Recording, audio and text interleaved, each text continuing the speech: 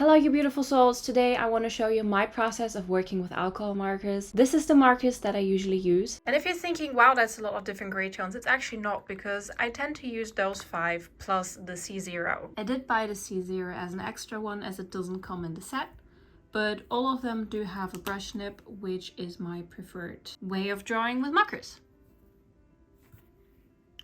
The reason why I have them as multiples is sometimes it's just easier so I don't have to refill while I'm working on a piece.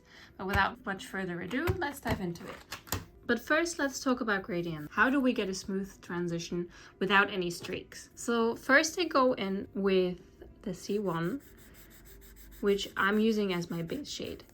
From there, I need to go progressively darker. I don't have every shade, and that's also not necessary because those markers blend really well, and you will see that in a minute. I just keep putting down the shades that I want to use until I eventually reach the darkest marker that I have. It also doesn't matter if it's gray or a colored mark. Principle is the same. So now I have my markers laid down and they are a little bit streaky, but to get rid of that, I keep going back in. Now I'm back on the C7 and I keep going over it until it becomes a really smooth surface. For the next one, I just go one lighter back to the C5, going over it, and I do that with all the other colors as well.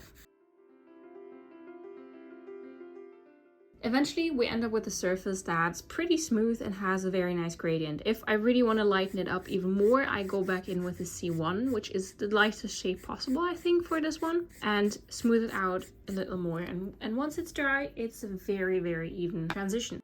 But let's try that with an actual piece. I already prepared some sketch, and we're gonna go in and try to shade that now.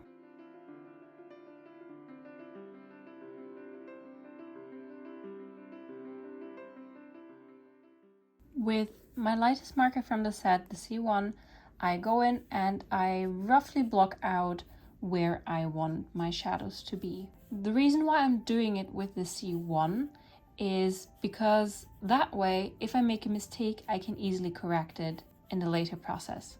If I go in with a really dark shadow, it will be very hard to get rid of it.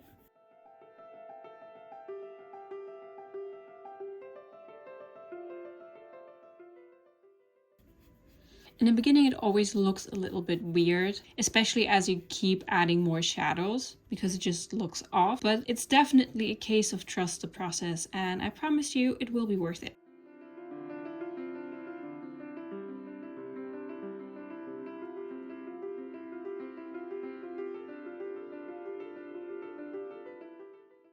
The areas that you're defining also do not have to be very precise or perfect at this point, because you can still modify it so much, it's gonna be alright. That's one of the things I really like about the process. There's so much room for correcting mistakes, and even if you do make a mistake, you can always come up with a way to fix it. So that's where we're at right now. And now I go in with a shade that's slightly darker.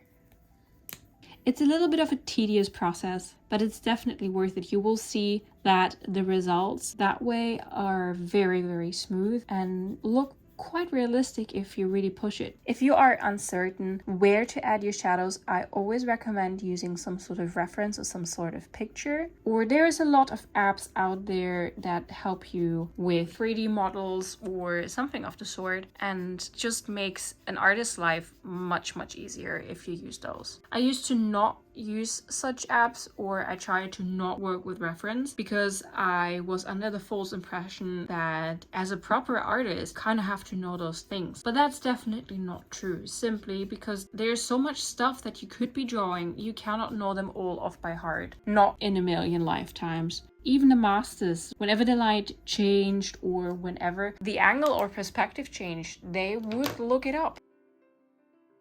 And now you see, like, I'm already on the next shade and it keeps getting progressively darker.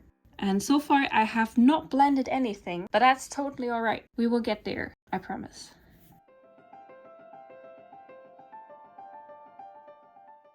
Now at this stage, I could already be going darker, but because I'm already on my second last shade of gray, I'm gonna go back and first blend it out, and then I will see where I will need to add a little bit more.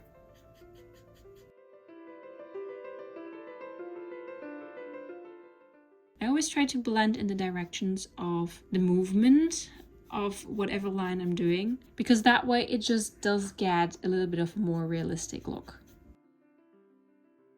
I keep going back to my lighter shades and try to smooth out the rather rough shadows that I placed before, and now I kind of want them to blend in. A lot of times people are very afraid to place shadows, especially in the face, but if you dare to place them, I promise you, you will be rewarded.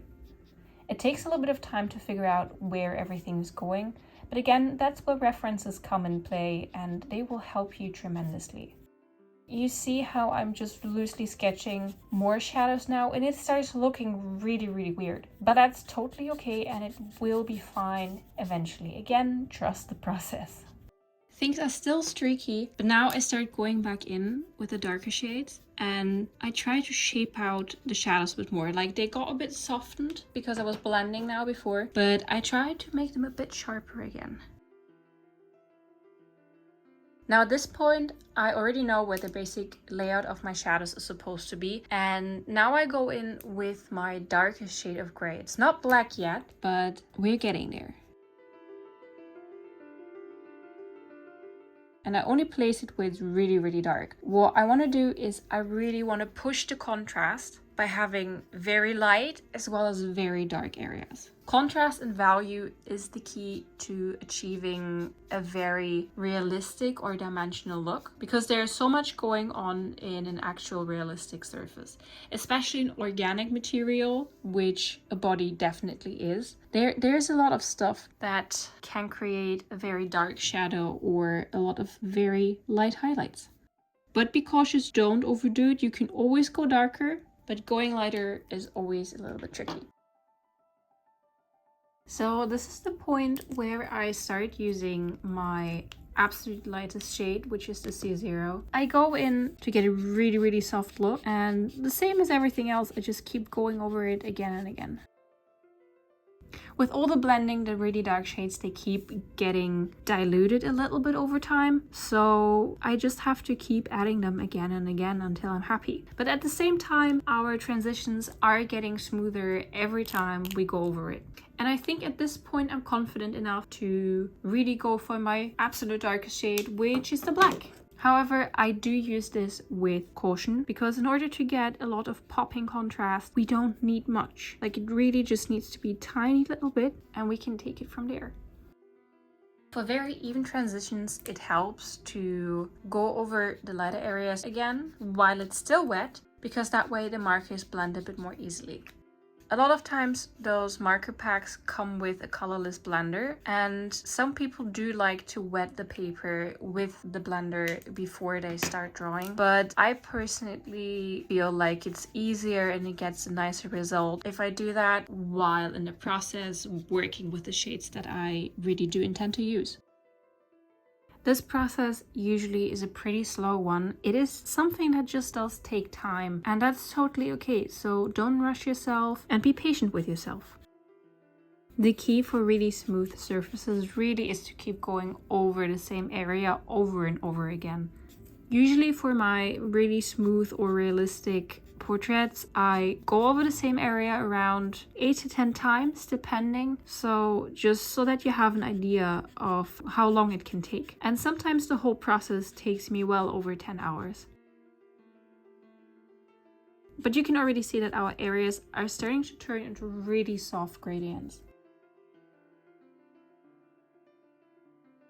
Also, something I really like to do is I just like adding a little bit of an outline, because I just like this comic feel that the drawing still gets with it. When I already draw pretty realistic, I try not to have too much of an outline, like not as I would with real comic stuff, but a light, tiny outline really does go a long way.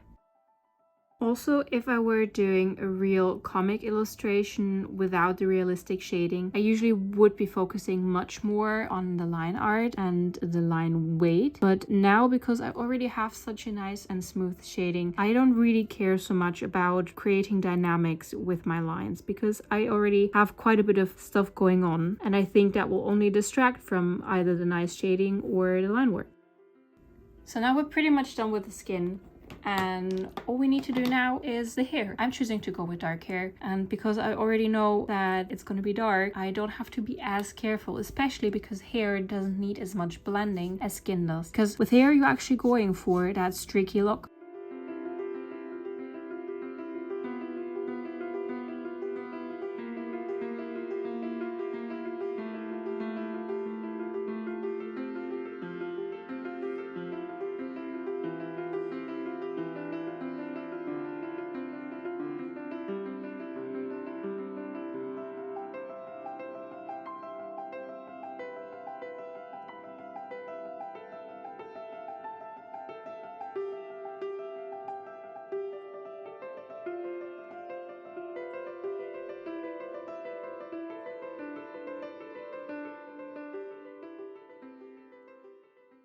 So now we're almost done, and the only thing that's really missing is a few light highlights. So I have a white gel pen and I go back in wherever I think they're needed, and they will really help me make my drawing pop.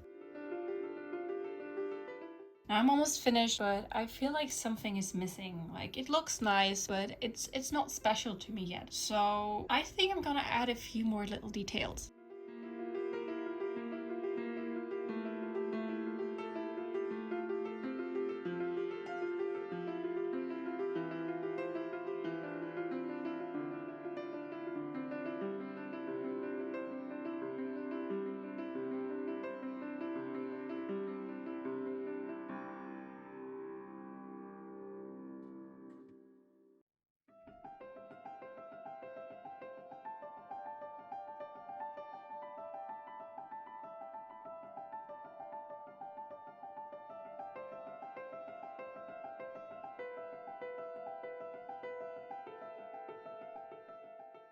And with that, we are done with this artwork. I hope you enjoyed this video, and I hope that blending markers is not as much of a mystery to you anymore. It's really not that hard, and I think you're gonna do amazing. So just give it a go. I hope to see you next week, and if you haven't yet, maybe consider subscribing so you don't miss any of my videos or tutorials. Bye!